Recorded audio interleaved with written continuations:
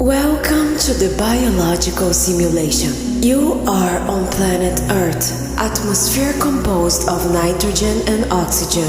Your current body is carbon-based. Welcome Where to am the I? biological simulation. What body is this? You are on planet Earth, No. atmosphere No, composed of 3D, nitrogen no. and oxygen. I know I'm not 3D. I know I'm not this body. How did I end up here? Alright, breathe. I can live here. It's happened before.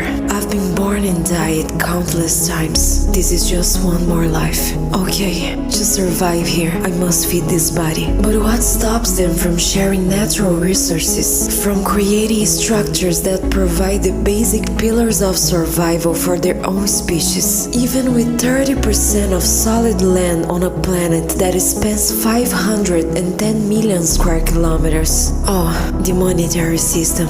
I see. If a species must pay to survive on its own planet, it will never have time to develop consciousness beyond the physical experience, never to access its origin or the true meaning of existence. We were led to believe that those who shaped our cosmology, the so-called gods and archangels, were supreme and all-powerful. But in truth, when viewed through the lens of multidimensionality and glimpses of quantum mechanics, they may simply be very ancient beings from higher dimensions, beings developing technology to create life, much like we already do in our laboratories. After all, we were made in their image and likeness, right? When we study sacred texts, theosophical writings, and Gnostic teachings, we realize these beings have conflicts, desires, ambitions, and flaws. Just like intelligent entities working on their own projects and experiments. This doesn't make them good or evil, it makes them evolving beings, creating worlds that are also evolving. They are learning through these worlds, experimenting, developing existential technology to create, observe, and experience life in many forms. As good students of the cosmos, we must consider that they might have created this universe for the same reasons we create virtual ones, for power, curiosity, or scientific exploration. We must be mature enough to see that existence is far more complex than we imagine, and that beings we call gods and archangels may have their own motives and interests in their realms of origin. That's what makes the existential dream so thrilling and so unpredictable. Our oldest records of creation, the Mahabharata, the Kaivalya, the Sumerian tablets, all point toward a source, a single dreaming mind from which everything begins. Within that possibility, we have no idea what level of existence we're actually in. This idea is supported by the scientific theory that it is more likely that we are in a simulated universe, and we'll never know what level of simulation we are, for the beginning of existence is much older and more complex than our science and our minds can conceive.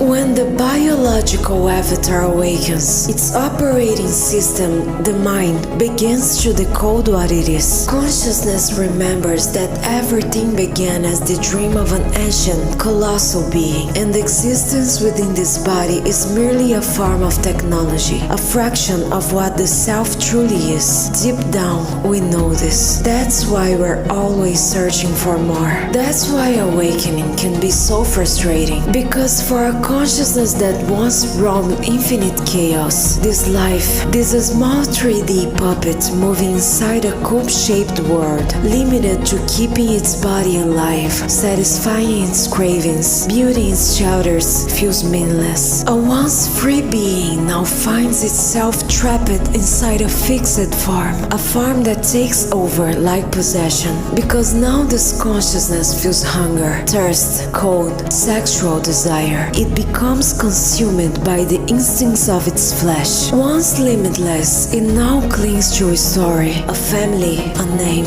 friends, money, pleasure, control. It becomes addicted to the sensations of the senses. All its power and cosmic memory are tamed and confined as it plays the role of its programmed character in the game. The cosmic game in this timeline is reaching the of karmic return, the great infinite mirror that all must face. we will all look into the eyes of the abyss and be given the choice, the blue pill or the red pill. A portal is opening in your timeline, a passage through which those who observe universe as marbles wish to send a message. The voice you hear is merely a vessel of those forces, a human who gazes with wonder and nostalgia upon the great cosmic puzzle. I now announce the release of my book, Source Matrix. Welcome to the biological simulation, a 237-page journey across 16 chapters that will transform the way you see existence. When you read it, you choose the red pill, just like Neo in Matrix. Born from 9 years of study and profound experiences with consciousness, this work interweaves my channeled insights with scientific theories, philosophy, mythology, and paleography, the study of ancient writings. It draws connections between revelations about the origins of the cosmos and the data we already hold within our 3D reality, leading to the realization that the universe itself functions like a biological video game. This is how consciousnesses beyond form create realities to experience life in different dimensions. In these pages, I share a mature, coherent, nostalgic, and deeply revealing perspective on life and the universes. Through dreams and meditations, I've received cosmic messages affirming that the information in this book is vital for the next stage of human evolution, offering insights and codes to help us play the cosmic game as awakened, conscious players, learning to create and experience reality as a lucid dream. To master the energy that flows from the primordial source, that source asks the players of this simulation to listen, to hear its voice within themselves. Open your portals. Remember, reconnect, awaken, for that being dwells within you and will be with you forever. The Spirit of Truth, whom the world cannot receive, because it neither sees him nor knows him, but you know him, for dwells with you and will be in you forever. John 14, verses 16 to 17. The book is available through the link in my bio.